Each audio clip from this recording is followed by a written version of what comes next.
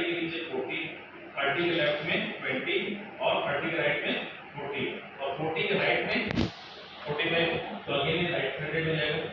इसलिए इसमें क्या है ये 40 को अगर आप करते हैं तो आपका ये हो जाएगा। कितना होगा ये प्रॉब्लम तुम्हारा और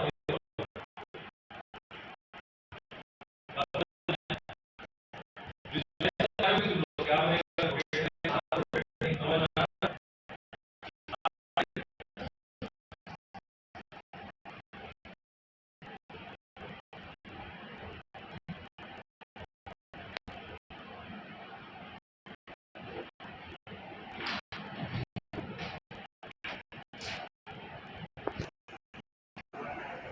n का बैलेंस वेक्टर 0, ठीक है। 50 का बैलेंस वेक्टर क्या होगा इसका? हाइट ऑफ नेटवर्क पे 1